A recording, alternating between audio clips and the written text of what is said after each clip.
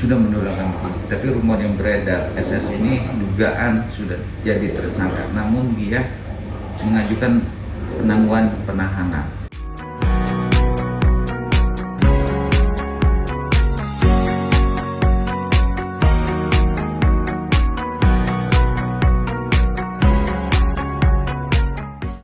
Secara garis besarnya untuk berbalik dengan kata kita yang sudah berjalan dan mengajukan pengajuan ditolak, gimana tuh mendengar kata mantan Karol Sidik? Itu lebih lucu lagi kan gitu. Geli saya mendengarnya gitu. Nah sekarang yang menyatakan dia sudah terjadi tersangka siapa? Buktinya apa? Dugaan. Inilah katanya ilmu katanya. Nah, itu ilmu dari planet Mars itu. Ilmu katanya sudah jadi tersangka. Ilmu katanya dugaan rakyat-rakyat ataupun masyarakat banyak dia sudah ditahan. Dia mengajukan penangguhan penahanan. Lah ditahannya di mana aja kita nggak jelas, masa ditahan tersembunyi? Apalagi kasus seperti kayak gini, terus tiba-tiba mengajukan penangguhan penahanan. Dasar hukumnya apa? Siapa yang mengerti? Siapa yang mengetahui dia udah ditahan atau tidak? Kan nggak ada. Makanya jangan sok teu, jangan suka-suka selalu mendahului supaya memancing framing daripada masyarakat ataupun lawan-lawan daripada yang bersangkutan, kira-kira gitu. Ini kalau sudah hukum bisnis kayak gini, sudahlah saking menggigit nih. Nanti akan ada lagi muncul lagi yang lain nih. Nah makanya satu juga saya mohonkan, ya Mbok ID juga turun lah.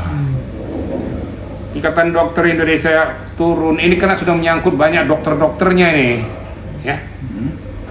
Udah diverifikasi nggak dokter-dokter yang menangani tentang masalah ini, sehingga kisru antara dokter ke dokter kan ini sekarang nih. Terus peran ID mana? Nah itu ID, BPOM, Dinkes berperan aktif. Jangan diam-diam, nanti jadi tanda kutip nanti ada apa kok BPOM kok diam-diam aja? Apakah stiker asal ditempelkan atau dibeli stiker tanpa dicek, diverifikasi?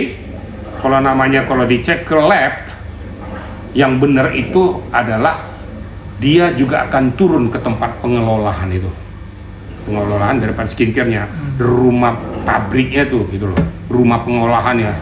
Dia akan cek kandungan apa yang dimuat di sini, kandungan ini sesuai dengan standar nggak, sesuai nggak dengan bahan yang dibawa ke BPOM waktu pada saat dicek lab. Kalau nggak sesuai, tindak tutup. Itu kira-kira ya. Namun dari pihak BPOM juga menegaskan aturan baru untuk influencer dilarang review produk domestik secara publik. Nah gimana nih pandangannya? Menurut hemat saya, dilarang mempublish itu juga nggak benar. Dipublish boleh-boleh saya, tapi asal bisa dipertanggungjawabkan. Nah itu kan namanya hukum bisnis. Kalau nggak dipublish gimana mau dia orang tahu? Kan gitu. Tapi tentu dia harus bertanggung jawab apa yang dia katakan, yang dia publish itu apa, sesuai nggak dengan apa yang dia miliki, sesuai dengan apa yang dipersyaratkan oleh BPOM, kan gitu.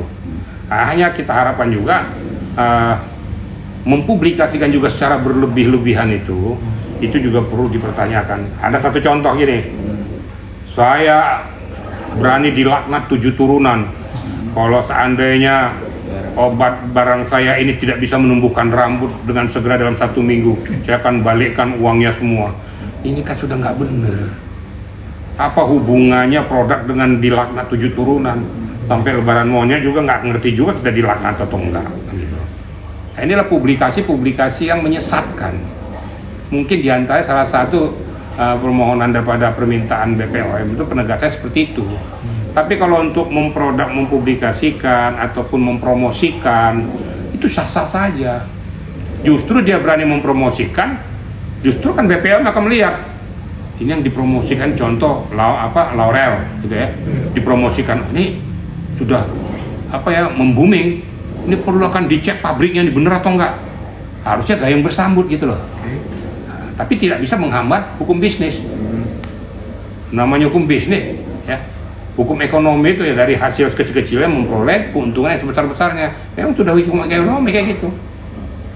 Kira-kira begitu ya. Jadi intinya abang Pak Jan dari ini dilarang review produk domestik secara publik itu berpendapat bahwa sah-sah aja atau berbalik? Sah-sah saja. Bisa saja dipublish. Oke. Sepanjang itu memenuhi standar, Oke. sepanjang itu memenuhi etika prosedur, kan gitu. Nah, justru ini tantangan buat BPOM sebenarnya. Pada saat dia berani mempublikasikan, berarti dia siap untuk diverifikasi sampai dengan rumah pengelolaannya. Nah inilah gayung bersambut, oh, kau berani berarti kau ada pabriknya. Jangan sampai terjadi seperti apa yang saya ceritakan itu. Datang dari luar negeri dengan gelondongan, udah dibungkus, udah dipaket, dibungkus. Nah, udah sampai di sini, dipasang labelnya dia. Sementara isi daripada produk ini nggak ngerti juga dia. Hanya dibilang ini untuk kecantikan, diberitahukan dari luar negeri. Ini gunanya untuk muka dan lain sebagainya. Ini. Tapi dia nggak tahu kandungannya overclaim atau underclaim. Tapi kalau yang reviewnya atau yang reviewnya orang lain untuk produk yang lain, itu gimana? Kayak model MM ini kan review produk orang lain, dan dugaan ada masalah. Dan ini BPOM larang dengan konten itu. Saya bisa tangkap. Sebenarnya kalau yang benar itu ya, ini sebenarnya ya, ini kan namanya manusia ya. Kalau dia menduga, mengetahui atau memperkirakan adanya ketidakbenaran daripada suatu produk, dia laporkan ke kepolisian ataupun dia laporkan ke BPOM. Saya sudah nangkap apa yang kamu maksud. Jadi istilahnya dia nggak usah mempublikasikan juga hal-hal yang dia sendiri nggak ngerti. Paham nggak kira-kira? Dia nggak ngerti tentang masalah skincare itu yang dimiliki orang ini, tapi dia berani mempublikasikan tentang kelemahan-kelemahan dia. Dari mana dasarnya? Kamu sudah cek belum? Kamu sudah lihat belum? Ya mohon maaf ya, contoh Doktif lah. Dia selalu mempublikasikan, tapi dia udah tahu nggak kandungannya? Dia pakai lab mana? Harusnya dia bekerja sama dengan BPOM dan pihak kepolisian. Bukan dia yang ngomong bahwa ini gitu lah. Kamu yang mempunyai legal standing kamu untuk berbicara tentang itu apa?